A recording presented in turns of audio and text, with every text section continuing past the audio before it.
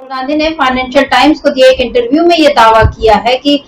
विपक्ष के मतलब जो सत्ता पक्ष के कई सांसद उनके संपर्क में हैं और इस दावे से खलबली मची हुई है और अब ये कयास लग रहे हैं कि क्या मोदी सरकार पर फिर से अस्थिरता का खतरा मंडरा रहा है, क्योंकि जब से सरकार गठित हुई है तब से ये सवाल ये नहीं उठ रहे हैं कि मोदी इस बार अब कितनी मजबूत सरकार दे पाएंगे, बल्कि सवाल ये उठ रहे हैं कि मोदी इस बार किस तरह मजबूर हैं और वो कितने दिन इस तरह से सरकार चला पाएंगे। आप जानते हैं कल पीएम मोदी अपने संसदीय क्षेत्र वाराणसी पहुंचे थे, जहां अब उन्होंने अपने आप को मां गंगा का दत्तक पुत्र बता दिया। आप याद कीजिए, सबसे पहली बार उन्होंने अपने आप को मां गंगा का बेटा बताया था। इन चुनावों से पहले उन्होंने ये कहा कि मैं बायोलॉजिकल नहीं हूं और मुझमें परमात्मा का अंश है, यानी उन्होंने अपनी माँ और गंगा माँ दोनों को ही किनारे करते हुए खुद को सीधे परमात्मा का अंश बता दिया था। लेकिन अब चुनाव के परिणाम ऐसे आए, मोदी फिर से पहुंचे काशी और यहाँ उन्होंने ये कह दिया कि माँ गंगा का मैं दत्तक पुत्र हूँ। अब मोदी की असली पहचान क्या है ये तो वही जाने, लेकिन ठीक है, प्रधानमंत्री वो बन चुके हैं तीसरी बार, लेकिन तीसरी बार प्रधानमंत्री बनने के बाद भी उनकी मुश्किलें बिल्कुल कम नहीं हो रही हैं। और राहुल गांधी जो अभी विपक्ष के नेता भी नहीं बने हैं, एक सांसद ही हैं। जब वो पहले भी सांसद थे तब भी उन्होंने मोदी की नाक में दम किया हुआ था, और इस बार तो जबकि कांग्रेस की संख्या संसद में काफी बढ़ चुकी है और इंडिया गठबंधन भी काफी मजबूत स्थिति में है, ऐसे में मोदी के लिए और उनकी सरकार के लिए लगातार परेशानियां उठ रही हैं। बीजेपी का अपना खेल जारी है कि वो किसी न किसी तरह कांग्रेस के लोगों को अभी भी तोड़ रही है। आज भी हरियाणा के दो नेता यानी किरण चौधरी और उनकी बेटी श्रुति चौधरी बीजेपी में शामिल हुए। उन्होंने मोदी की तारीफ में कसीदे कढ़े, लेकिन सवाल यही है कि क्या इन सब के बावजूद मोदी राहुल की चुनौतियों का सामना कर पाएंगे। आपको बता दें कि आज राहुल गांधी का जन्मदिन भी है और उनके जन्मदिन का उत्साह आज कांग्रेस मुख्यालय में एक अलग ही तरह देखने को मिला। राहुल गांधी ने कल ही कह दिया था कि कोई ज्यादा मुझे तामझाम नहीं और कोई शोर शराबा नहीं चाहिए, और अपने समर्थकों से उन्होंने अपील की थी कि इस दिन आप जरूरतमंदों की मदद कीजिए, गरीबों की मदद कीजिए। लेकिन कांग्रेस मुख्यालय में जो आज एक उत्साह का माहौल था, उसको देखते हुए ये कहा जा सकता है कि चुनाव के बाद जो नतीजे आए हैं उससे कांग्रेस कार्यकर्ताओं में एक जबरदस्त जोश और एक नई उम्मीदें दौड़ पड़ी हैं, और उसी का नतीजा आज भी देखने मिला। और अब राहुल गांधी का ये जो दावा है कि कांग्रेस के मतलब उनके संपर्क में सत्ता पक्ष के कोई सांसद हैं, तो इस दावे से भी बीजेपी में खलबली मची हुई है। क्या होने वाला है आगे राजनीति में और किस तरह मोदी को मात दे देंगे राहुल, क्या है उनकी नई रणनीति, किस तरह से उन्होंने बिछा दी है नई बिसात। आप जानते हैं शतरंज के खिलाड़ी हैं राहुल, और ये बात उन्होंने अभी चुनाव प्रचार के दौरान कही थी कि शतरंज किस तरह से उनका प्रिय खेल है। तो अब राहुल की बिसात में किस तरह से नई चालें चलने को तैयार है राहुल, इसी पर आज हम खरी खरी चर्चा करेंगे। हमारे साथ मौजूद है अमलेंदु उपाध्याय जी, हमारे ऑनलाइन एडिटर हैं। अमलेंदु जी, आपको बहुत बहुत स्वागत इस कार्यक्रम में। अमलेंदु जी, कल भी हम लोगों ने जब चर्चा की थी प्रियंका गांधी को वायनाड से उतारने के उसकी रणनीति पर कि किस तरह से राहुल ने एक साथ उत्तर और दक्षिण दोनों को साथ दिया। आज राहुल गांधी का जन्मदिन है और इस मौके पर हर बारी हम ये देखते हैं कि उनके समर्थक केक काटते हैं, उनकी तस्वीरें सामने रखकर, और लोगों में जो जरूरत की चीजें हैं, कहीं अस्पताल में जाकर रोगियों को फल बांटना या पानी के वो प्याऊ लगाना, कहीं कोई जरूरत की चीजें उनको दान करना, ये सारे काम तो करते ही हैं। लेकिन इस बार का जो माहौल है, ये जो अभी हम तस्वीरें देख रहे हैं, इन तस्वीरों से आपको भी क्या अंदाजा लगता है कि वाकई कांग्रेस मुख्यालय में और ये जो तस्वीरें आ रही हैं, इसको देखकर ये कहा जा सकता है कि कांग्रेस में इस समय जोश और उत्साह की एक नई लहर दौड़ पड़ी और इसका सबसे बड़ा कारण राहुल गांधी है, क्योंकि अब राहुल के विरोधी भी ये मानने लगे हैं कि उनको बहुत अंडर एस्टिमेट किया गया, या बीजेपी ने उनकी छवि खराब करने की जितनी कोशिशें की, आज की ये जो तस्वीरें देख रहे हैं, ऐसा नहीं लगता अमलेंदु जी की वो सारी कोशिशें बीजेपी की फेल हो गई हैं। पहले ही फेल हो चुकी थी जब भारत जोड़ो यात्रा में राहुल गांधी को लोगों ने करीब से देखा था, लेकिन अब जो ये तस्वीरें दिख रही हैं, क्योंकि राहुल गांधी के बारे में न जाने क्या क्या नहीं बोला बीजेपी ने, इवन उनके कपड़ों को लेकर, उनके हर बात को लेकर तंज कसे गए या उनको किसी भी तरह बदनाम करने की कोशिश की गई। लेकिन आज ये जो तस्वीर हम देख रहे हैं, इसके बाद आप क्या कहेंगे, ये राहुल कौन सा 2.0 है, 3.0 है, क्या है ये नए राहुल कौन से हैं, या ये वही राहुल है जिनको लोगों ने नहीं समझा था? अमलेंदु जी। समिता जी, राहुल तो वही हैं जो पहले थे और राहुल आज भी वही हैं। फेर जो है लोगों की समझ का है, और लोगों की समझ का फेर क्या है, कुल मिला के कहा जाए कि जो बीजेपी का प्रोपेगेंडा था वो प्रोपेगेंडा चूंकि फेल हो गया, और उसको राहुल ने ही फेल किया, और एक लंबी यात्रा करके, बल्कि 2 लंबी यात्राएं करके राहुल ने बीजेपी के उस प्रोपेगेंडा को ज़बरदस्त तरीके से फेल किया। तो राहुल गांधी तो वही हैं, और जैसे थे राहुल गांधी वैसे ही दिखाई पड़ रहे हैं, पहले भी ऐसे ही थे, आज भी राहुल गांधी ऐसे ही हैं, और उसी तरीके की चीज़ अब दिखाई पड़ रही है। लेकिन हाँ, ये बात निश्चित तौर पे है सुमित्रा जी कि अब कांग्रेसियों के अंदर भी, मतलब कांग्रेस के जो कार्यकर्ता हैं उनके अंदर भी राहुल गांधी को लेकर के एक ज़बरदस्त तरीके का उत्साह जो है वो देखने को मिल रहा है, और उनको समझ में आ गया है कि कांग्रेस को ये व्यक्ति बहुत आगे लेकर के जाएगा, और इस व्यक्ति ने कांग्रेस को अपने पैरों पर एक तरीके से कहा जाए वो खड़ा कर दिया है। लोकसभा चुनाव के परिणाम जिस तरीके से आए हैं सुमित्रा जी, उसमें सिर्फ राहुल गांधी ने कांग्रेस को नहीं, बल्कि जो पूरा इंडिया गठबंधन है उसको एक नई ऊर्जा और एक नई ताजगी जो है वो राहुल गांधी ने दी है, इंडिया गठबंधन को भी और कांग्रेस को भी, और ये चुनाव परिणामों में भी साफ तौर पर दिखाई पड़ रहा है। अगर सिर्फ यही बात की जाए कि जो परिणाम आए हैं जिस तरीके से, उनको अगर यही सच मान लिया जाए और इस बात पर चर्चा ना की जाए कि कहाँ कहाँ क्या क्या घपले हुए, क्या क्या बेईमानियाँ हुई, प्रशासनिक मशीनरी का क्या रोल रहा, चुनाव आयोग का क्या रोल रहा, इन सारी चीज़ों की तरफ ध्यान ना दिया जाए, तो भी जो परिणाम है वो भी ये बताने के लिए काफ़ी कुछ है कि इंडिया गठबंधन को ज़बरदस्त तरीके से कहा जाए एक ऊर्जा जो है वो राहुल गांधी ने प्रदान की है। तो राहुल गांधी निश्चित तौर पे एक नए करिश्माई नेतृत्व के तौर पे उभरे हैं। हालांकि ये करिश्मा उनके अंदर पहले भी था, ऐसा नहीं है कि ये चीज़ें उनके अंदर पहले नहीं थी, लेकिन जिस तरीके से ज़मीन पर रह करके राहुल गांधी ने अपने को सिद्ध किया है, और जो ये बार आरोप भारतीय जनता पार्टी तब से लगता था, जैसे प्रधानमंत्री बाबा कहते थे शहजादे शहजादे, तो शहजादे ने शहनशाह को जो है ज़बरदस्त तरीके से ज़मीन पर पटखनी दे दी है। इसको इस तरीके से समझाया सकता है सुमित्रा जी, क्योंकि अब मुंह से शहजादे नहीं निकल रहा है प्रधानमंत्री के, क्योंकि अब अगर मुंह से शहजादे निकलेगा तो शहनशाह को और ज़बरदस्त तरीके से पटकनी जो है देने के लिए जनता तैयार खड़ी है। और शहनशाह खुद समझ रहे हैं कि जिस कुर्सी पे वो इस समय बैठे हुए हैं वो ईमानदारी से प्राप्त की हुई कुर्सी किसी भी हाल में नहीं है। उस कुर्सी को प्राप्त करने के लिए क्या क्या दुरभिसंधियाँ की गई हैं, किस किस तरीके से क्या क्या मैनिपुलेशंस किए गए हैं, क्या क्या रिगिंग की गई है, ये सारी चीज़ें शहनशाह जो अच्छी तरीके से समझते हैं। तो कुल मिलाकर के सुमित्रा जी, जो शहजादे और शहनशाह के बीच की लड़ाई थी, शहजादे उसमें जो है वो शहनशाह के ऊपर भारी पड़ते हुए दिखाई पड़ रहे हैं। शहनशाह को अपनी रणनीति पर फिर से पुनर्विचार की आवश्यकता है, और शायद वो पुनर्विचार कर भी रहे हैं। और शहनशाह के अंदर जो है सुमित्रा जी कहा जाए, अब वो नए शहनशाह जो हमको देखने को मिलेंगे, और जाहिर तौर पे संसद का सत्र जब शुरू होगा तब हमको एक और नए शहनशाह जो है वो देखने को मिलेंगे कि पुराने शहनशाह जो थे वो एक अकेले सब पे भारी थे, जिनकी 56 इंच की छाती थी, वो शहनशाह किस रोल में नज़र आते हैं, ये देखना बड़ा दिलचस्प होगा सुमित्रा जी। बिल्कुल, अमरिंदु जी वो कहते हैं कि हाथ कंगन को आरसी क्या और पढ़े लिखे को फारसी क्या। राहुल गांधी को बहुत बार शहजादा शहजादा बोला गया, अमित शाह, और अमित शाह तो अभी भी राहुल बाबा ही बोलते हैं, और जब तक उनको इटली भेजने की बातें वाजपेयी करते हैं, प्रधानमंत्री मोदी भी, और उन्होंने जब ये देखा कि एक अकेले राहुल गांधी को शहजादे बोलने से भी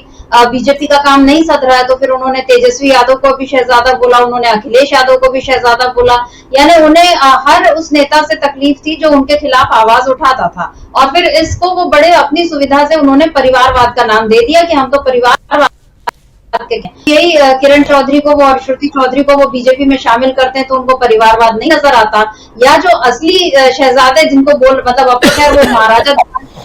ज्योतिरादित्य सिंधिया, मतलब जब तक माधवराव जी थे तब तक तो वो प्रिंस ही थे, तो उनको अपनी पार्टी में शामिल करना, तब वो जो असली राज परिवार से लोग जुड़े हैं उनको अपनी पार्टी में शामिल करना या उनके साथ राजनीति करना, उसमें उन्हें तकलीफ नहीं होती, तब ना उनको राज परिवार दिखता है ना उन्हें परिवारवाद दिखता है। तो ये मोदी की जो सुविधाजनक राजनीति है,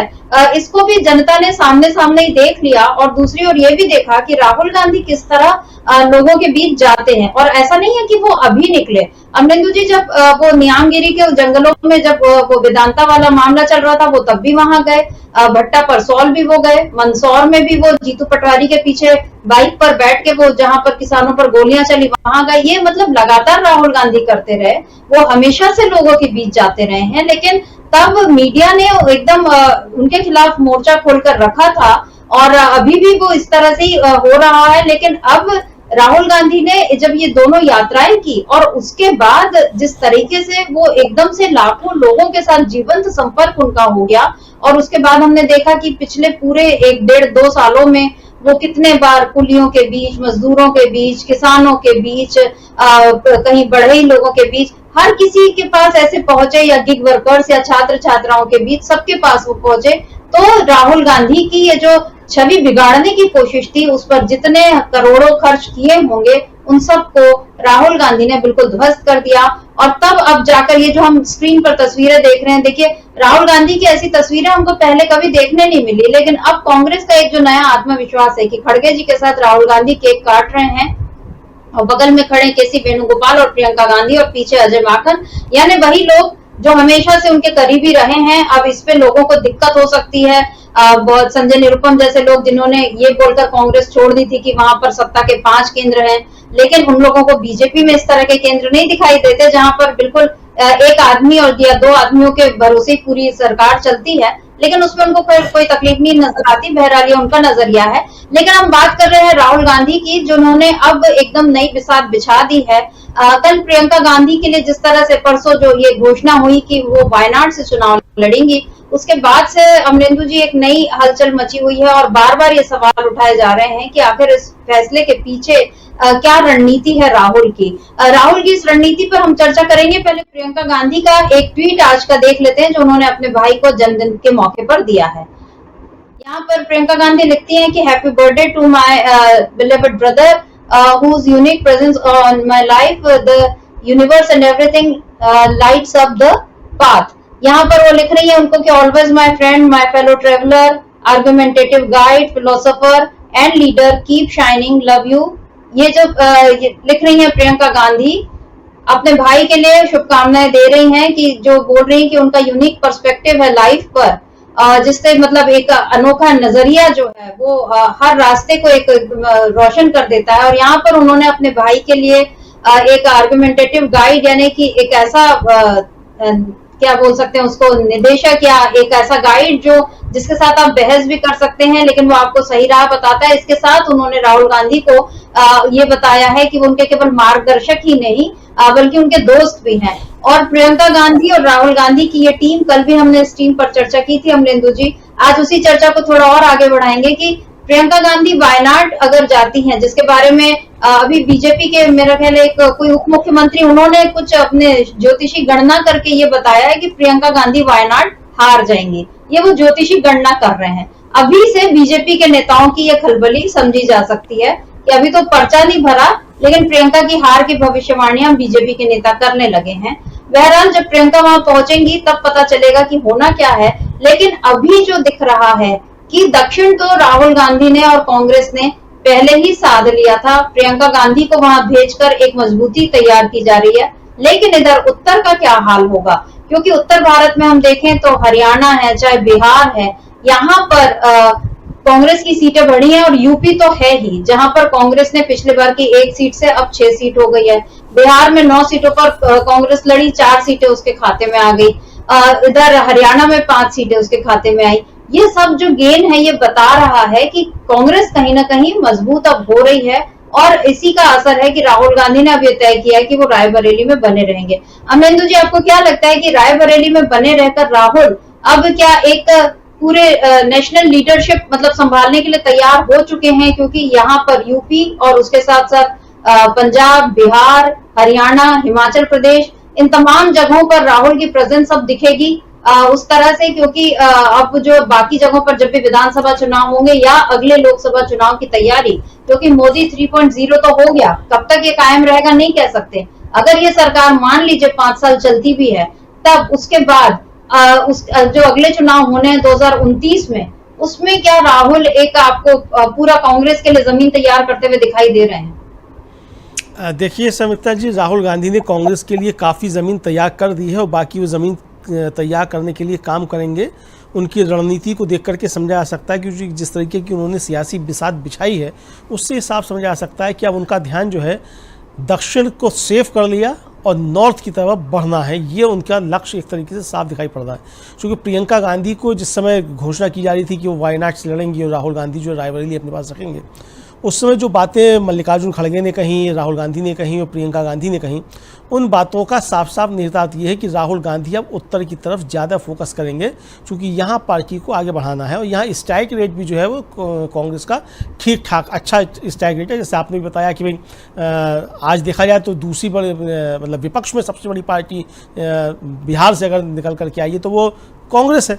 और अगर उसमें आप पप्पू यादव को भी जोड़ लीजिए तो 4 की बजाय वो 5 हो जाती हैं, लेकिन हम पप्पू यादव को नहीं जोड़ते तब भी कांग्रेस 4 सीटें जीत करके आई और आरजेडी 3 सीटें जीत करके आई है, और जबकि वो लड़ी सिर्फ 9 सीटों पे थी वहाँ कांग्रेस जो थी। तो इसलिए ये स्ट्राइक रेट उसका बहुत ज़्यादा अच्छा समझा जा सकता है कांग्रेस का। तो जो स्ट्राइक रेट आया वो केवल यही स्ट्राइक रेट बन के और ये चुनाव तक सीमित ना रह जाए, बल्कि संगठन का विस्तार हो, और जिस तरीके से जनता आशा भरी निगाहों से राहुल गांधी की तरफ देख रही है तो उसकी आशाएं पूरी हों, इसके लिए राहुल गांधी को काम करना होगा, लगातार सड़क पे और उनको रहना होगा। मुझे लगता है कि शायद राहुल गांधी इसकी रणनीति अच्छी तरीके से तैयार कर चुके हैं कि अब उस पूरा समय उनका सड़क पे ही निकलेगा जब तक कि ये मोदी सरकार को वो गिरा ना दें। अब मोदी सरकार नहीं कहना चाहिए, क्योंकि मोदी जी खुद नहीं कह रहे हैं, एनडीए सरकार जो है उसको गिरा ना दें राहुल गांधी, तब तक वो रहेंगे। फाइनेंशियल एक्सप्रेस में जो उन्होंने अपना इंटरव्यू दिया उसमें जैसे उन्होंने कहा है कि भाई ये सरकार जो बहुत एक तरह से कहा जाए कि वो धागे पे टिकी हुई है और कच्चे धागे पे, और ये कभी भी गिर सकती है, मतलब इसको जब चाहेंगे तब गिरा देंगे। और इसी तरीके की बात मल्लिकार्जुन खड़गे ने कही थी कि बहुत कमज़ोर सरकार है, जब चाहेंगे तब इसको गिरा देंगे। निश्चित तौर पर समिता जी ये समझा जा सकता है कि कांग्रेस या एनडीए गठबंधन जिस दिन चाहेगा उस दिन इस सरकार को गिरा देगा और मोदी जी जो है वो धराम से नीचे गिर जाएंगे। ये बात तो बिल्कुल एकदम सही है। और आज जब मोदी जी पहुंचे नालंदा और वहाँ नीतीश कुमार ने जिस तरीके की बातें की हैं समित्रा जी, उन्होंने उनको याद दिलाया है कि राजगीर आप आए हैं और हम तो यहाँ। बने रहिए, परिचर्चा अभी जारी है। वीडियो को लाइक और शेयर कर दीजिए और चैनल को सब्सक्राइब कर लीजिए। आइए आगे सुनते हैं इस परिचर्चा। आते ही रहते हैं राजगीर, और आप तीसरी बार एक तरीके से राजगीर आए हैं, तो ये बताया है जिस तरीके से, तो राजगीर को समझाने का नीतीश का मतलब यही है समित्रा जी कि नीतीश कुमार कोई बड़ा खेल करने के लिए तैयार हैं। चूँकि नीतीश कुमार जब जब राजगीर जाते हैं तब वो सरकार पलट देते हैं। तो अब देखना ये है कि वो बिहार की सरकार पलटते हैं कि अब मोदी जी की सरकार पलटते हैं। तो नीतीश ने ये बार बार कह करके कि आप राजगीर आए हैं और हम तो यहाँ आते ही रहते हैं, बड़ी खुशी की बात है। तो खुशी की बातें जो मोदी जी को समझाई हैं और मोदी जी हंसते रहे और मोदी जी समझ गए हैं कि नीतीश कुमार अगर इतना ज़्यादा खुश हो रहे हैं और पैर छू रहे थे एनडीए की बैठक में, यहाँ आकर के बता रहे हैं कि आप आए हैं और राजगीर तो अब हम तो आते ही रहते हैं, तो ये कहना क्या चाहते हैं नीतीश कुमार? आखिर चर्चा जो है वो इस बात को लेकर के है। अभी तक नीतीश कुमार बीमार थे, तो अब जो आए हैं इस तरीके से लौट करके, तो ये समझा जा सकता है कि राहुल गांधी जो बातें कह रहे हैं वो बेसबब नहीं है राहुल गांधी की बातें। और लोग ये भी जानते हैं कि नीतीश कुमार के रिश्ते राहुल गांधी से अच्छे हैं। मतलब अगर राहुल गांधी कोई पहल करेंगे खुद आगे बढ़ कर के, तो नीतीश कुमार फिर उस पहल को एक तरीके से देखा जाए तो वो स्वीकार कर सकते हैं। इसी तरीके से राहुल गांधी अगर स्वयं पहल कर लेंगे चंद्रबाबू नायडू के साथ भी समित्रा जी, तो भी एनडीए में टूट पड़ जाएगी कि राहुल गांधी ले लेंगे। चूँकि 2019 के चुनाव में यही चंद्रबाबू नायडू जो थे वो फांसीवादी जो विचारधारा है भारतीय जनता पार्टी की, उसके खिलाफ यूपीए को यानी कांग्रेस को मजबूत करने की बातें चंद्रबाबू नायडू कर रहे थे। तो अब परिस्थितियाँ बदली हैं, तो ठीक है अभी वो भारतीय जनता पार्टी के साथ हैं, लेकिन अगर राहुल गांधी खुद कोई पहल करेंगे तो वहाँ भी तोड़फोड़ की जा सकती है। और इस तोड़फोड़ को छोड़ भी दीजिए समित्रा जी, उनके सहयोगियों की बात अगर छोड़ भी दीजिए, तो जिस तरीके की खबरें आ रही हैं कि बीजेपी के बहुत से सांसद जो हैं वो इंडिया गठबंधन के संपर्क में हैं। कल ही खबर आई कि जो ममता बनर्जी हैं वो जाकर के बीजेपी के सांसद हैं उनसे मिली हैं, और उनकी लंबी जो है उनसे भेंट वार्ता हुई है। और बीजेपी के सांसद जो उन्होंने कहा है कि आगे आगे देखिए होता है क्या। तो ये आगे आगे देखिए होता है क्या जो चीज़ें चल रही हैं, तो इसमें साफ तौर पर समझा सकता है कि राहुल गांधी ने विसात बिछाई है, उस पर ये सरकार बहुत कमज़ोर है, डामाडोल सरकार है, और कभी भी कोई बड़ा खेल राहुल गांधी और इंडिया गठबंधन मिल करके कर सकते हैं। लेकिन फिलहाल मुझे लगता है कि राहुल गांधी इस खेल पर ज़्यादा ध्यान ना दे करके इस पर लगे हैं कि जो आशा जनता ने जताई है और जिस तरीके से जनता ने समर्थन दिया है उस समर्थन को और मजबूत किया जाए, और ख़ासतौर से जो उत्तर भारत है वहाँ कांग्रेस को काफ़ी ज़्यादा मजबूती प्रदान की जाए, ताकि जो गड़बड़ियाँ अभी रह गई हैं वो गड़बड़ियाँ आगे आने वाले चुनाव में किसी भी तरीके से देखने को ना मिले। तो राहुल गांधी इस पर लगातार काम कर रहे हैं, और जाहिर सी बात है कि राहुल गांधी इस पर काम कर रहे हैं तो यहाँ संगठन को मजबूत करना है, जनता के बीच लगातार रहना है, सहयोगी दल यहाँ जो हैं उनके साथ किस तरीके से तालमेल बैठे, सीटों के तालमेल क्या हो, इस सब पर भी बातें करनी है। आने वाले जो विधानसभा चुनाव है उसमें किस तरीके से कांग्रेस की बड़ी भूमिका रहे, कांग्रेस किस तरीके से एक बड़ा भाई बनकर के वहाँ भारतीय जनता पार्टी को परास्त करे अपने सहयोगियों को साथ में लेकर के, ये सारी चीज़ें राहुल गांधी को तय करनी। तो जाहिर सी बात है कि राहुल गांधी लगातार अब सड़क पर दिखाई देंगे और सड़क पे ही बिसात बिछनी है। इधर प्रधानमंत्री की भाषा लगातार बदल रही है समित्रा जी। एनडीए की बैठक में तो प्रधानमंत्री जिस तरीके से बातें कर रहे थे वो तो हम लोगों ने देखा कि वहाँ भी वो ईवीएम मर गया क्या जैसी बातें कर रहे थे, लेकिन बनारस पहुँचते पहुँचते उनको दिव्य ज्ञान की प्राप्ति हो गई है प्रधानमंत्री को। अब कल उनका भाषण था बहुत संयत एक तरीके से कहा जा सकता है। मुझे लगता है कि शायद पिछले 10 वर्षों में सबसे ज़्यादा संयत भाषण जो प्रधानमंत्री का कल का रहा है, जो वाराणसी में जाकर के प्रधानमंत्री ने दिया है। तो अब प्रधानमंत्री को कोई दिव्य ज्ञान की प्राप्ति हो गई है, या वो अविनाशी अवतार से निकल कर के अब वास्तव में बायोलॉजिकल हो गए हैं, ये समझ में नहीं आ रहा है। लेकिन ये साफ समझाया सकता है समिता जी कि राहुल गांधी का दबाव और नरेंद्र मोदी के ऊपर साफ तौर पर दिखाई पड़ रहा है। चूँकि संसद सत्र शुरू होने जा रहा है, संसद के अंदर क्या क्या चीज़ें होती हैं, लोकसभा स्पीकर को लेकर के जिस तरीके की बिसात बिछाई जा रही है, साफ तौर पर दिखाया जा सकता है कि भारतीय जनता पार्टी खासी दबाव में है। एनडीए के सहयोगियों के साथ बातचीत करनी पड़ रही है। टीडीपी ने साफ कह दिया है कि स्पीकर टीडीपी मतलब बीजेपी का नहीं, एनडीए का होगा। ये नहीं कहा उन्होंने कि टीडीपी का होगा या किसका होगा, लेकिन कहा है कि एनडीए का होगा। तो जाहिर सी बात है कि अगर एनडीए का होगा तो फिर विपक्ष के साथ समझौता करना पड़ेगा कि एनडीए का स्पीकर हो, और एनडीए के स्पीकर में भी इसका मतलब चंद्रबाबू नायडू ने साफ संकेत दे दिया है कि टीडीपी का स्पीकर हो। तो भारतीय जनता पार्टी एक तरीके से इंडिया गठबंधन के भी दबाव में है, और जो उसके सहयोगी हैं उनको जिस तरीके से राहुल गांधी के लोगों की तरफ से या इंडिया गठबंधन की तरफ से जो ऑफर दिए जा रहे हैं और जो बाबा समझाइश की जा रही है, उससे साफ समझाया सकता है कि नरेंद्र मोदी और भारतीय जनता पार्टी बहुत ज़्यादा दबाव में है। और राहुल गांधी ने जो सियासी बिसात बिछाई है उस पर मोदी को मात देने की पूरी तैयारी है। ये मोदी भी समझ रहे हैं, इंडिया गठबंधन तो समझा ही हुआ है, एनडीए भी समझ रहा है। समिता जी इस बात को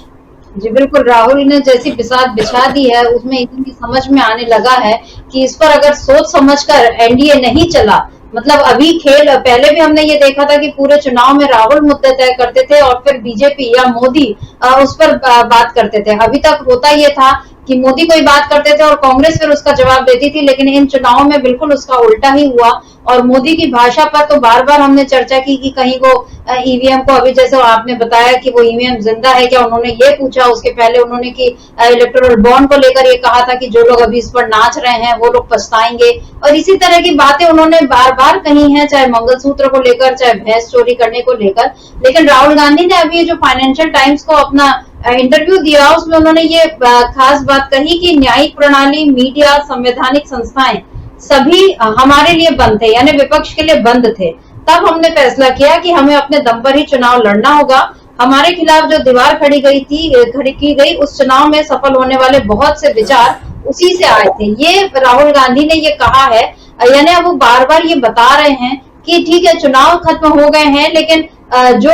विपक्ष को जिस तरह से दमन किया गया, जिस तरह से विपक्ष को दबाने की कोशिश की गई, उसको अभी भी राहुल गांधी भूले नहीं है। और उन्होंने इस बात की याद दिलाई है कि कैसे चाहे कांग्रेस के खाते सीज करना हो, चाहे उनके नेताओं पर ईडी और आईटी का दबाव हो, सीबीआई की जांच हो, चाहे उनकी बातों को मीडिया में स्थान न देना हो, या संवैधानिक संस्थाओं का जो सहयोग न करना हो, सारी बातें जो है राहुल गांधी को याद है। और उन्होंने ये जो खास बात कही कि यह सोच कि आप नफरत और गुस्से की राजनीति से लाभ उठा सकते हैं, भारत के लोगों ने इस चुनाव में इसे अस्वीकार कर दिया है। जिस पार्टी ने पिछले 10 साल अयोध्या के बारे में बात करने में बिताए, उसका अयोध्या में सफाया हो गया है। मूल रूप से यह हुआ कि धार्मिक नफरत पैदा करने का भाजपा का मूल ढांचा ध्वस्त हो गया। तो अमलेंदु जी, मुझे लगता है कि मोदी ने कल जो काशी में, जो अपना वाराणसी में भाषण दिया है, वो शायद राहुल गांधी की इस बात को सुनने के या पढ़ने के बाद दिया है, तभी, या वो खुद उन्होंने दिया या उनके सलाहकारों ने उनके भाषण को लिखा, जिसमें विपक्ष पर कोई तंज नहीं, बेहद संयमित भाषा और आभार प्रकट करना कि ठीक है आपने मुझे जिताया। उन्होंने कहीं ये तंज नहीं कसा बनारस के लोगों पर कि ठीक है, जैसे पंजाब के लोगों पर ये कहा था कि अपने मुख्यमंत्री से कहना मैं जिंदा बचाया। यहाँ उन्होंने नहीं कहा कि मैं ठीक है 1.5 लाख वोटों से 1 लाख वोटों से मैं जीत गया, चलो ठीक है आपने मुझ पर, मतलब वो इस तरह की उन्होंने कोई तलखी नहीं दिखाई।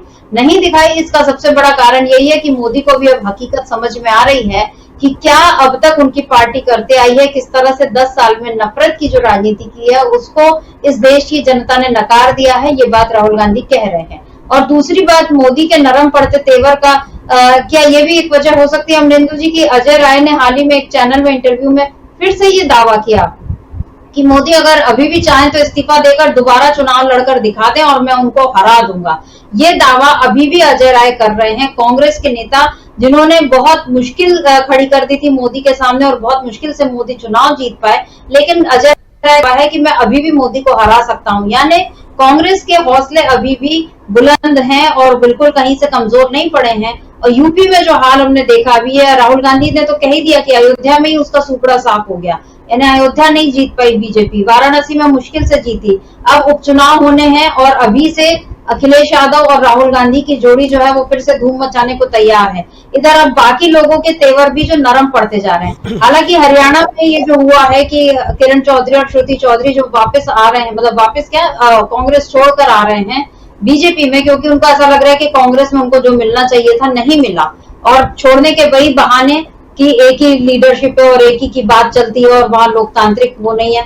बीजेपी में उनको सब अच्छा लगता है, तो खैर अच्छी बात है वो जाएं। लेकिन मनोज झा है आरजेडी सांसद, उन्होंने इस मसले पर क्या, हरियाणा में जहां पर एक तरफा मामला दिख रहा है, दीपेंद्र हुड्डा ने भी ये कह दिया था कि इस बार हम अच्छे से बहुमत लाने वाले हैं, वहां पर अब जो ये नेताओं को शामिल करने का सिलसिला, दूसरी पार्टी के नेताओं को तोड़ने का सिलसिला, चुनाव के ठीक पहले नवीन जिंदल जैसे नेताओं को तोड़ा था, और अब ये किरण चौधरी, श्रुति चौधरी, आपको क्या लगता है बीजेपी अपनी इस राजनीति के बूते ही क्या इसी तरह से अपने आप को वो खींचती रहेगी और यही राजनीति उसकी चलती रहेगी, लेकिन इसमें क्या दूरगामी इसका असर बीजेपी पर घातक होने वाला है? अमरेंद्र जी देखिए सर मित्रा जी, मुझे लगता है कि बीजेपी कहीं बची ही नहीं है, और इसलिए कह रहा हूँ बीजेपी कहीं नहीं बची है क्योंकि अगर श्रुति चौधरी और किरण चौधरी, नवीन जिंदल, सब यही लोग, इस टाइप के लोग अगर सब कांग्रेस में छोड़ के और चले जाएंगे बीजेपी में, तो बीजेपी कहाँ बची? तो ये तो कांग्रेस में बीजेपी हो गई, तो बीजेपी को ढूंढना पड़ेगा चिराग लेकर के बीजेपी के अंदर कि बीजेपी कहाँ बची है, कहाँ है बीजेपी। तो ये तो इस तरीके से, दूसरा जो मनोज झा कह रहे हैं वो बिल्कुल सही कह रहे हैं कि जो लोग भी इस तरीके से गए छोड़ करके चुनाव से पहले, वो सबके सब हार करके बैठे और जनता ने उनको सबक सिखाया एक तरीके से। निश्चित तौर पे ये बात सही है, और जनता देखिए सर मित्रा जी ऐसे दल बदलुओं को सहन नहीं करती है। हालांकि जो किरण चौधरी हैं वो पहले भी अजय माकन को राज्यसभा के चुनाव में हरा चुकी हैं, इस तरीके के आरोप हैं कि उन्होंने ही हरवाया था, उनका ही वोट जो था वो गड़बड़ हुआ था, वो दूसरी जगह गया था, और उनको कारण बताओ नोटिस भी जारी हुआ था ये बताया जाता है, और उसका जवाब अभी तक नहीं आया है उस कारण बताओ नोटिस का। तो ये हालांकि कांग्रेस की अपनी भी थोड़ी कमजोरियाँ लगता है कि जिन लोगों को ये थोड़े से भी डिफेक्टिव पीस हैं उनको निकाल के खुद ही पहले बाहर कर दो कि बाद में फिर जो वो बताएं कि साहब हम छोड़ कर के आए। अब बताया जा रहा है, जैसे आप बताया कि संजय निरुपम भी कह रहे हैं कि साहब वहाँ 5 शक्ति के केंद्र हैं कांग्रेस में। अगर 5 शक्ति के केंद्र हैं तो बड़ी अच्छी बात है, अगर 5 शक्ति के केंद्र हैं। भाजपा में तो शक्ति का केंद्र एक ही है केवल, अमित शाह। वहाँ मोदी जी भी शक्ति का केंद्र कोई नहीं है। मोदी जी को भी जो करना होता है अमित शाह से पूछ के ही करते हैं, तो अमित शाह ही सब कुछ वहाँ तय करते हैं। तो शक्ति का केंद्र तो एक वहाँ है, तो आपको शक्ति का एक केंद्र चाहिए कि शक्ति के 5 केंद्र चाहिए? तो जहाँ 5 केंद्र वहाँ अच्छी बात है, मान लीजिए अगर कांग्रेस में शक्ति के 5 केंद्र है तो शक्ति का एक केंद्र अगर आपके खिलाफ हो जाएगा तो दूसरा आपको बचाएगा, तीसरा बचाएगा, चौथा बचाएगा, 5वां बचाएगा, कोई ना कोई तो बचाएगा। अगर आप पार्टी के प्रति वफादार हैं, पार्टी की आप हितैषी हैं, या आपकी कोई समस्या है, कोई पीड़ा है, तो कोई ना कोई शक्ति का केंद्र आपकी बात सुनेगा। तो वहाँ 5 शक्ति के केंद्र, तो यह तो अच्छी बात है। तो ये लोग जिस तरीके की आप बातें कर रहे हैं, हालांकि संजय निरुपम खुद जो है पहले शिवसेना को छोड़ करके आए थे कांग्रेस में, फिर कांग्रेस छोड़ करके अब फिर शिवसेना शिंदे गुट में गए हैं लौट करके। तो ऐसे लोगों का कोई अस्तित्व नहीं होता है राजनीति में, और ये एक तरह से कहा जाए ये बेपैंदी के लोटे होते हैं, कभी यहाँ कभी वहाँ, कभी वहाँ। अभी कल को छोड़ करके बीजेपी में चले जाएंगे तो शिवसेना शिंदे के लिए उल्टा सीधा कहने लग जाएंगे। तो ऐसे लोगों का कुछ नहीं है, ये कहीं भी आते आते रहते हैं। और मुझे लगता है कि कांग्रेस को भी जो है इसको लेकर के ध्यान में रखना चाहिए कि ऐसे लोगों की दोबारा वापसी नहीं होने पाए। अब टीएमसी के एक नेता हैं अभिजीत बनर्जी, जो बताए जाते हैं कि प्रणब मुखर्जी जी के रिश्तेदार हैं, बेटे हैं उनके, उनका देख रहा था मैं, चल रही है खबर कि वो चाहते हैं कि वो लौट करके जब कांग्रेस में आना चाहते हैं। बहन उनकी जो थी चुनाव से पहले एक बड़ी लंबी चौड़ी किताब लिख चुकी हैं। तो ऐसे लोगों को मुझे लगता है कि वापस नहीं लेना चाहिए, उनसे कहना चाहिए भाई आप जहां हैं आप वहीं ठीक रहिए, हमें आपकी अब कोई आवश्यकता नहीं है कि फिर बाद में आपको परेशानियां हों। कांग्रेस जो है या कोई भी पार्टी जो विपक्ष की जो, वो अपने तरीके से अब बढ़ेगी, और जिन लोगों ने संकट के समय में साथ दिया है उनको लेकर के ही हम आगे बढ़ेंगे, ये इनको तय करना चाहिए। कुल मिला के मुझे लगता है कि जो जिस तरीके की राहुल गांधी रणनीति बना रहे हैं, उनका पहले भी वीडियो वायरल हुआ था कि हमको मजबूत लोग चाहिए, जो कायर लोग हैं वो छोड़ के चले जाएँ, और जो बहादुर लोग हैं उनको बाहर से लेकर के आओ। तो ऐसे लोग जो पहले छोड़ के जा चुके हैं, मुझे लगता है कि राहुल गांधी भी ऐसे लोगों को स्वीकार नहीं करेंगे। तो इसीलिए परेशानी जो है सर मित्रा जी, वो कांग्रेस में नहीं है, परेशानियां बीजेपी के अंदर हैं, क्योंकि संकट बीजेपी के अंदर से उठ रहे हैं। लगातार अब सवाल जो प्रधानमंत्री नरेंद्र मोदी के ऊपर उठना शुरू हो रहे हैं और अभी भी नरेंद्र मोदी जो है वो भाजपा संसदीय दल के नेता नहीं चुने गए हैं, तो वहाँ संसदीय दल का नेता कौन चुना जाएगा और किस तरीके से चुना होगा, इसको लेकर के चीज़ें हैं। तो संकट बीजेपी के अंदर है और नरेंद्र मोदी के ऊपर भी संकट बढ़ते जा रहे हैं, इसको अच्छे तरीके से समझाया जा सकता है। कुल मिलाकर के राहुल गांधी ने जो बिसात बिछाई है उसको हम फिर कहेंगे कि राहुल गांधी ने बहुत सोच समझ करके बहुत अच्छी गोटियाँ फिट की हैं, और ये बिसात जिस तरीके से राहुल गांधी ने बिछाई है इस पर नरेंद्र मोदी फंसते हुए नजर आ रहे हैं, भारतीय जनता पार्टी इसमें फंसती हुई नजर आ रही है। उसके पास राहुल गांधी के उठाए हुए सवालों के जवाब ना पहले थे और ना आज और ना कल होंगे, इसको अच्छे तरीके से समझा सकता है। क्योंकि राहुल गांधी ने पूरे चुनाव से पहले भी लगातार जनता के मुद्दों की बातचीत की, कोई भावनात्मक मुद्दा नहीं, कोई विवादित मुद्दा नहीं, जो भी बातें की देश किस तरीके से तरक्की करे, जनता किस तरीके से तरक्की करे, जनता किस तरीके से महफूज हो, इसको लेकर के राहुल गांधी ने बातें की और जनता ने उन्हीं सारे मुद्दों के आधार पर वोट किया है। और भारतीय जनता पार्टी को कहा जाए एक तरीके से उत्तर भारत में ज़बरदस्त तरीके से कड़ी चुनौती मिली है और भारतीय जनता पार्टी को अपने अंदर जो आत्मचिंतन करने की आवश्यकता है। अब कल जिस तरीके से प्रधानमंत्री नरेंद्र मोदी और योगी आदित्यनाथ का एक वीडियो जो वायरल हो रहा है कि अभी भी जो बताया जाता है कि वो मतलब योगी जी को पीछे रख करके चले, अरे भाई ठीक है आप अविनाशी होंगे लेकिन आप काशी की धरती पर आए हैं,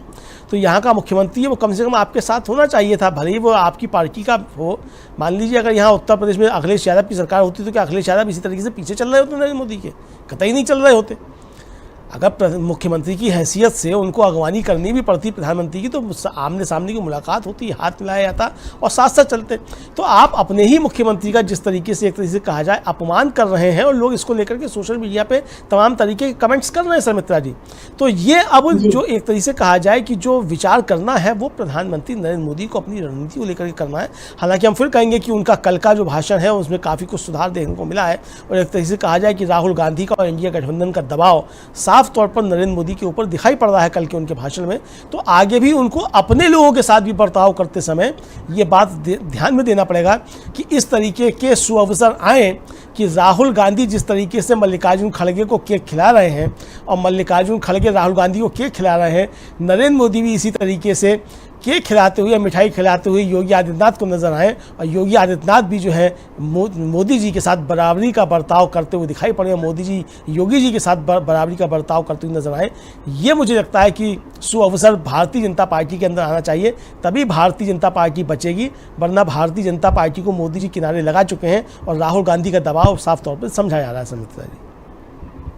बिल्कुल, राहुल गांधी का दबाव तो हर तरह से नजर आ ही रहा है। अभी भी जो ये संसद का सत्र शुरू होने वाला है अगले हफ्ते से और उसके लिए अभी से कांग्रेस ने ये कह दिया है, ऐलान कर दिया है कि सदन का तापमान जो है वो बढ़ने वाला है, क्योंकि दिल्ली का तापमान और देश के उत्तरी पूर्व मतलब इलाकों में बहुत ज्यादा गर्मी पड़ रही है और ये गर्मी जो है सियासी गर्मी संसद में भी देखने को मिलेगी। इस बात के संकेत कांग्रेस ने अभी से दे दिए हैं। बहुत सारे इश्यूज हैं जिन पर इस बार चर्चा होगी, मतलब बजट सत्र शुरू होने वाला है तो उसमें ये सारी बातें होंगी कि इलेक्टोरल बॉन्ड का मसला भी उठेगा।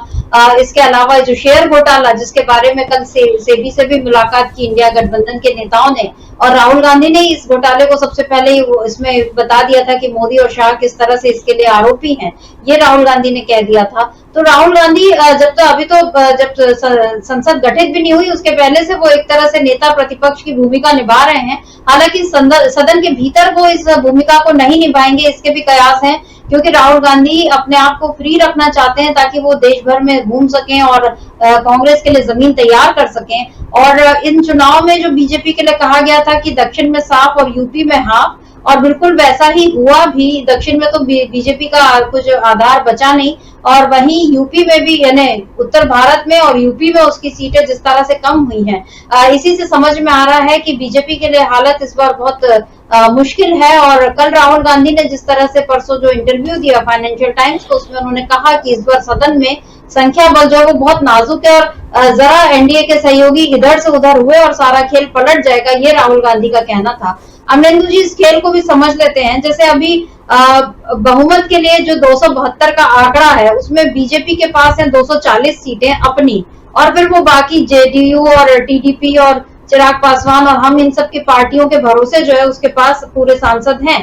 यानी सहयोगी दलों के 53 सांसद, इसमें भी टीडीपी के 14 और जेडीयू के 12 सांसद, यानी ये दोनों भी अगर निकल जाते हैं तो 26 सांसद, यानी 21 सांसदों का ही एक खेल है, जिसमें से अगर दोनों टीडीपी और जेडीयू को मिला ले तो 26, यानी फिर भी 5 सांसद जो है ज्यादा होते हैं। अगर ये आ गए कांग्रेस के खेमे में, जैसा कि ये चल रहा है, बार बार आपने कहा, राजगीर वाला आपने उदाहरण दिया, और ये मतलब इसको संयोग बोले या जो भी बोले कि जब भी नीतीश कुमार गए राजगीर और उसके बाद खेल बदल गया, यानी वो खुद पलट गए। अब अभी वो पलटेंगे नहीं पलटेंगे ये कयास है, क्योंकि स्पीकर पद को लेकर केसी त्यागी ने तो बोल दिया था कि नहीं, जो बीजेपी का फैसला वो हमको मंजूर। तब नीतीश जी अपना इलाज करा रहे थे मेदांता में, अब वो ठीक हो चुके हैं। आज उन्होंने मोदी जी का हाथ भी उलट पलट के देखा, एक वो वीडियो भी काफी चर्चित हो रहा है कि भाई उस दिन संसद में तो आप पैर पड़ रहे थे, आज आप उनका हाथ पकड़ के क्या देखना चाह रहे हैं? क्या वो भी कोई रेखाएं पढ़ना जानते हैं? ये हमको नहीं पता, या इन रेखाओं में कितना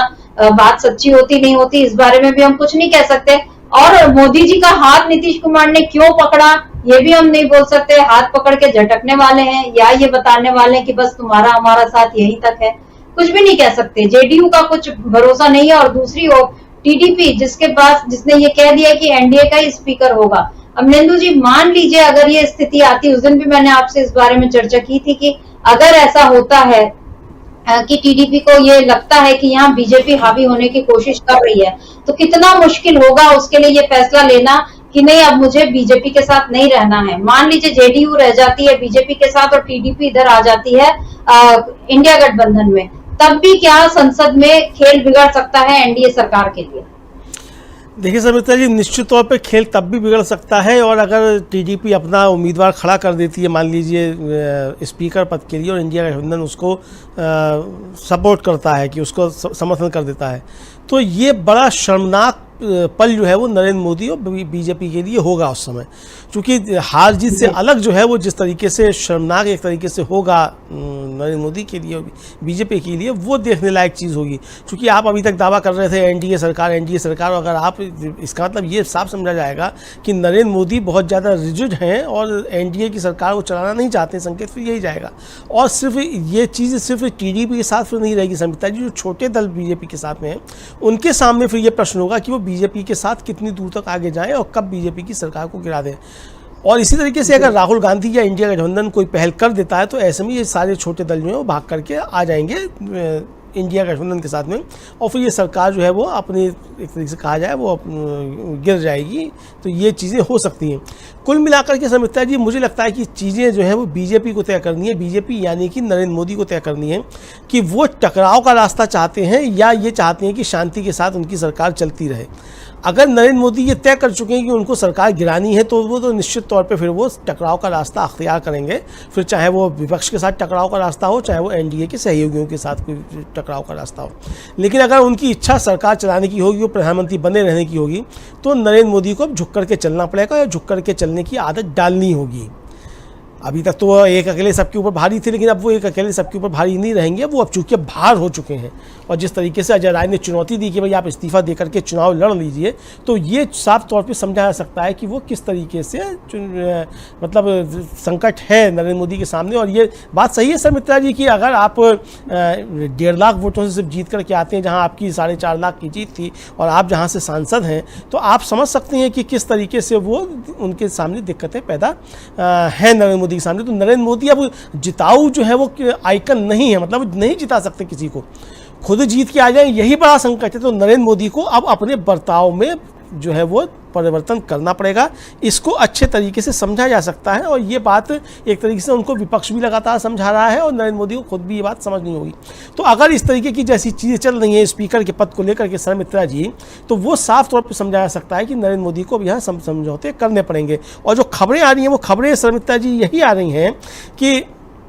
बीजेपी अब काफ़ी ज़्यादा दबाव में है और वो अब इंडिया गठबंधन से बात करने की कोशिश कर रही है कि भाई सर्वानुमति से या सर्वसम्मति से स्पीकर का चुनाव हो जाए और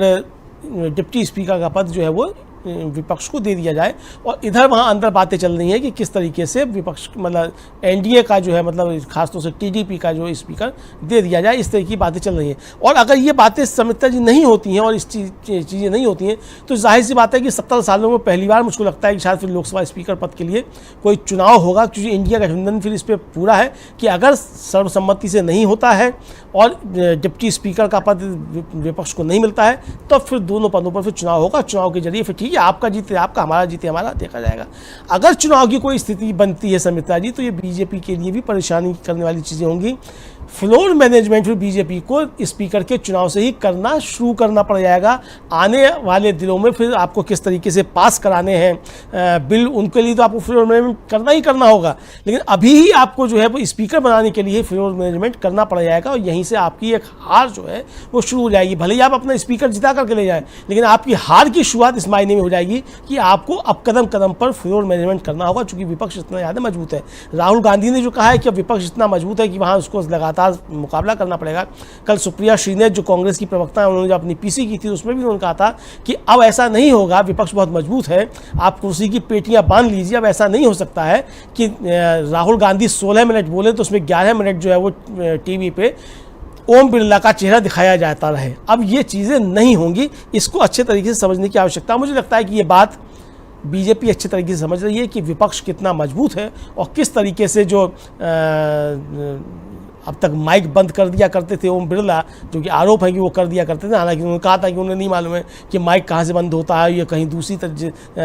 डिपार्टमेंट है जहाँ से बंद होता हो, और कैमरा कहाँ से घूमता है वो उन्हें नहीं मालूम है। तो लेकिन लोग जो विपक्ष का आरोप है वो अपनी जगह विपक्ष का आरोप है, ओम बिरला की बातें अपनी जगह अपनी बातें। तो कुल मिलाकर के सुमित्रा जी यही है कि अब चुनौतियाँ बीजेपी के सामने, नरेंद्र मोदी के सामने बहुत ज़्यादा हैं। स्पीकर पद पे किस तरीके से चुनाव होता है, इसको लेकर के ही जो है वो मालूम पड़ जाएगा कि बीजेपी रणनीतिक तौर पे कितनी अच्छी है, और किस तरीके से राहुल गांधी ने साथ बिछाई है उस पर मोदी जी किस तरीके से मात खा रहे हैं। अगर कोई चुनाव की परिस्थिति बनती है तो ये नरेंद्र मोदी की पहली हार इस लोकसभा में सुमित्रा जी होगी कि आप एक सर्वानुमति जो है, एक सर्वसम्मति से आप स्पीकर का चुनाव भी नहीं करवा सकते हैं, तो आगे सरकार चलाना आपके लिए मुश्किल होगा, ये समझा जा सकता है सुमित्रा जी। बिल्कुल, मोदी के लिए बहुत सारी चुनौतियां, और जिस तरह से राहुल ने जिसकी चर्चा हम कर रहे हैं कि राहुल गांधी लगातार उन्होंने जो भी बातें बोली पहले भी वो सही साबित हुई हैं। चाहे हम हमेशा इस बात की हमने उदाहरण गिनाए हैं कि नोटबंदी के बाद और कोरोना की वैक्सीन को लेकर और लॉकडाउन को लेकर और जीएसटी को लेकर जितने भी राहुल गांधी के आकलन थे वो सही साबित हुए। तो अभी भी राहुल गांधी ने अगर ये बात कही है कि इस बार संसद में संख्या बल सत्ता पक्ष के लिए बहुत नाजुक है, और नाजुक होने का मतलब कि जरा दो मतलब सदस्य इधर से उधर हुए नहीं, एक दो दलों ने सरकार से मुंह फेरा नहीं कि पूरा का पूरा खेल पलट जाएगा। और राहुल गांधी कोई बात हवा में नहीं बोलते हैं, उन्होंने जो भी कुछ बोला है उसके गहरे मायने हैं, और इसीलिए इस बात को अब मोदी भी शायद गंभीरता से ले रहे हैं। कल काशी में उन्होंने जो भाषण दिया, या आज जिस तरह से वो नालंदा पहुंचे और वहां उन्होंने ये जो नालंदा का खैर उद्घाटन तो उनको करना था, ये पहले से तय कार्यक्रम था, लेकिन अब उनके हाव भाव या ज्ञान को लेकर और इतिहास को लेकर अब जो एकदम बड़ी बड़ी बातें अब जो सामने आ रही हैं, ये उन बातों से बिल्कुल अलग है जिसमें वो ये दावा किया करते थे कि मैंने ही सब कुछ किया है या मैंने ही सब वो लाया है। गनीमत उन्होंने ये नहीं कहा कि ये नालंदा भी मैंने बनवाया है या ये उनके पिछले जन्मों का फल है, ये इस तरह के कुछ उन्होंने नहीं बोला। लेकिन जो कुछ बोला वो यही था कि ये जो ज्ञान पिछले समय का है उसको वो जो आग लग जाती है, लेकिन ज्ञान नष्ट नहीं होता। ये आज के सद्विचार थे मोदी जी के, और हम उम्मीद करते हैं कि ये सद्विचार उनके आगे भी इस तरह से कायम रहेंगे। लेकिन क्या संसद में ये इन विचारों को व्यक्त करने के लिए मोदी पधारेंगे या नहीं, ये भी एक बड़ा सवाल है। जिस परिवार को वो डरकर भागा हुआ बता रहे थे, उस परिवार के अब मतलब राहुल गांधी और सोनिया गांधी तो पहले ही हैं, और मुमकिन है कि अब प्रियंका गांधी भी पहुंच जाएं, यानी जो परिवार जिसको वो डरा हुआ बता रहे थे वो पूरा परिवार अब चुनौती देने के लिए संसद में मौजूद रहेगा, ऐसी उम्मीद है। और जिस तरह से राहुल गांधी की एक जो पूरी रणनीति तैयार हो गई है, राहुल गांधी जो शतरंज के खिलाड़ी हमने पहले भी कहा, और उसमें एक एक मूव जो है, एक एक चाल जो है वो बहुत मायने रखती है कि कब घोड़े को आगे बढ़ाना है 2.5 कर, और कब ऊंट को तिरछा चलाना है, कब हाथी को सीधा चलाना है। हर एक मूव का अपना एक महत्व होता है, और राहुल गांधी बिल्कुल सोची समझी रणनीति के तहत ही काम कर रहे हैं। और इसमें मोदी के लिए ये मुश्किल खड़ी होती जा रही है, क्योंकि उन्होंने अभी तक बिल्कुल अपनी एक सीधी चाल की मैं हिंदुत्व की बात करूंगा और विकास और गुजरात मॉडल की बात करूंगा और मेरा काम आसान हो जाएगा। लेकिन इन चुनावों ने बता दिया कि मोदी जी के लिए अब न काम आसान रह गए न राह आसान रह गई। और जो नीतीश कुमार जिनके साथ आज बहुत हंस बोल रहे हैं मोदी, लेकिन उन्हीं नीतीश कुमार के राज में जब बिहार में कल वो पुल गिर गया उद्घाटन से पहले ही, और तो नितिन गडकरी का ये बयान आ गया कि ये बिहार सरकार का पुल, मतलब अभी से ये चीजें शुरू हो गई कि ये हमारे जिम्मा नहीं, ये तुम्हारा जिम्मा है। जब इस तरह से जिम्मेदारियों को एक दूसरे के ऊपर डालने का ये सिलसिला शुरू हो जाए तो समझा जाना चाहिए कि अभी शुरुआत ही अच्छी नहीं है। जब शुरुआत अच्छी नहीं है, आगाज ऐसा है, तो अंजाम क्या होगा इसको हम देखेंगे। काफी दिलचस्प होने वाला है ये सफर, और इस सफर में जो जो भी घटनाएं होंगी उन पर हम तमाम इसी तरह की खरी खरी चर्चाएं करते रहेंगे। आज की चर्चा को अमलेंदु जी यहीं रोकते हैं। आपका बहुत बहुत शुक्रिया, और शुक्रिया आप तमाम दर्शकों का जो आज हमारे साथ जुड़े। आगे भी बने रहिए डीबी लाइव के साथ, देखते रहिए हमारे बाकी कार्यक्रम, देखते रहिए डीबी लाइव। आशा है ये कार्यक्रम आपको पसंद आया होगा। इस वीडियो को ज्यादा से ज्यादा शेयर करें, लाइक करें और कमेंट करके बताएं आपकी राय क्या है। और अगर आपने हमारा यूट्यूब चैनल पर सब्सक्राइब नहीं किया है तो तुरंत इसको सब्सक्राइब कर लीजिए और बेल आइकन भी दबा दीजिएगा ताकि अगली जब वीडियो अपलोड हो तो आपके पास इसका नोटिफिकेशन पहुंच सके। और अगर आपने हमारा फेसबुक पेज फॉलो नहीं किया है, फेसबुक पेज को भी फॉलो करें। धन्यवाद।